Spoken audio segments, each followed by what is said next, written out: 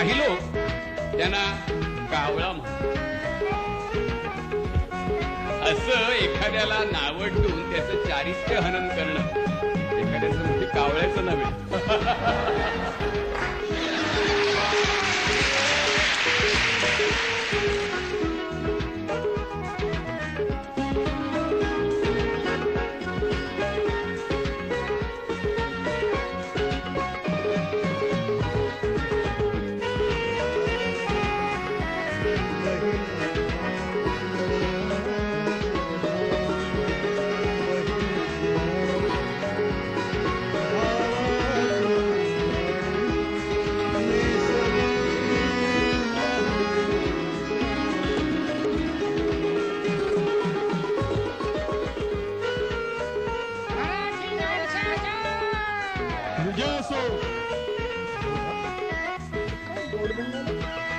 गौरदंगल नाही अर्थ महाराष्ट्रात कुठेही आमंत्रण म्हटला तरी अशी साथ आणि दाद मिळणार. तू ऐकू म्हणा मी यांचा वाळा तुम्हाला कसं वाटतं म्हणून मी यांचं वस्त्र बघते.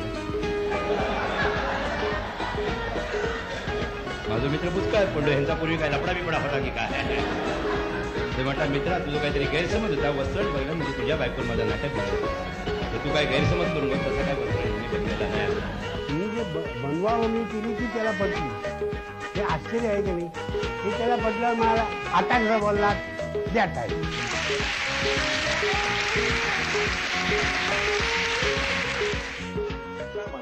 श्रीयुत अशोक शेवडे हे आमचे मित्र आहेत.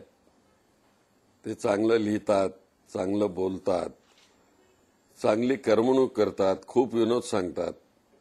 पण आजच त्यांनी आता हसवणुकीचा कार्यक्रम द्यायचं ठरवलेलं आहे आणि ते माझ्यासारख्या सिरियस माणसाला ते म्हणाले की तुम्ही हसवणुकीवर काहीतरी बोललं पाहिजे.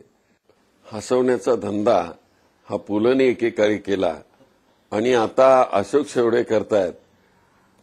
हे हसवण्याचं चिवी जोशींच्या पासून हसवण्याचा हा धंदा चालू आहे आणि मला वाटतं की महाराष्ट्रामध्ये असे हसवणारे खूप झाले. जीवनामध्ये नाट्य असलं पाहिजे, दुःख असलं पाहिजे, कारुण्य असलं पाहिजे आणि त्याहीपेक्षा हसणं हे अतिशय महत्वाचं आहे.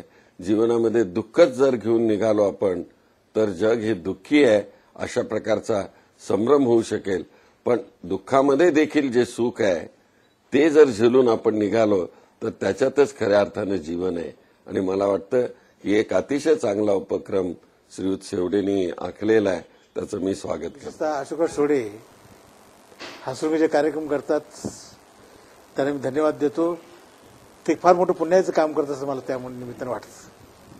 लोकांना हसवणं एक फार मोठी पुण्य आहे. लोकांना रडवणं हे फार मोठं पाप आहे आणि पाप पुण्य जगात न सापडता फक्त पुण्यच कसं वाढेल या पद्धतीने काम करतात म्हणून त्यांना आशीर्वाद आहेत.